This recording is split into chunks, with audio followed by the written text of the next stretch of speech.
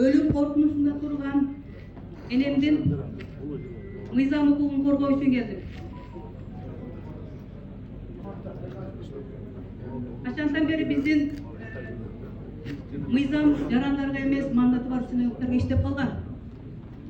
Азыркы учурда Манаш шаардык депутаттар кеңешинин төрагасы Талантулла Аскат убагында нотариус болуп иштеп жатканда апам оорукчан Альцгеймер оорусу менен ооруган, акыл эсин жоготкон, өзүнүн аракетине мыйзамын укугун коргой албаган алсыз аялдын атынан эч эле базадан жараксыз болуп калган паспорт менен ишеним кат берип, азыркы учурда ал кылмыштуу ишеним кат менен апамдын үйү, мүлкү, тапкан бүт байлыгы өтүп кетти.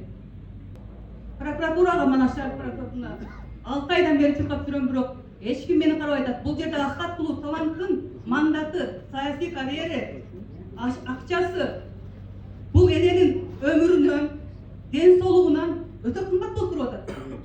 Бул шаардык прокурор сүйгүн тергөөчүсү жетиштүү далил турса дагы ишти жаап коюп, кылмыш жок, апаңызды таба албай атабыз деп жатышат.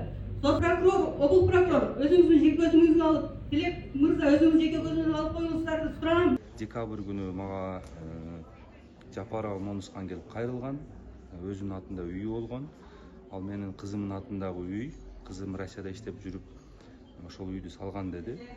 Анын ошол үйдү мен ден соолугума байланыштуу барып катышып кагаздарын чуркап өтүрө албай атам. Ошого мага доверенность жазып бериңиз деп кайрылган.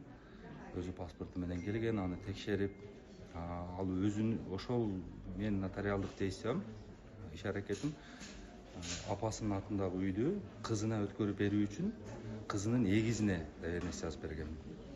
Азыр бүгүнкү күндө кайрылып, уурдап кетти, антты мынтты деген сөздөрдүн баары жалган. Себеби ал өзүнүн эле дагы бир кызы.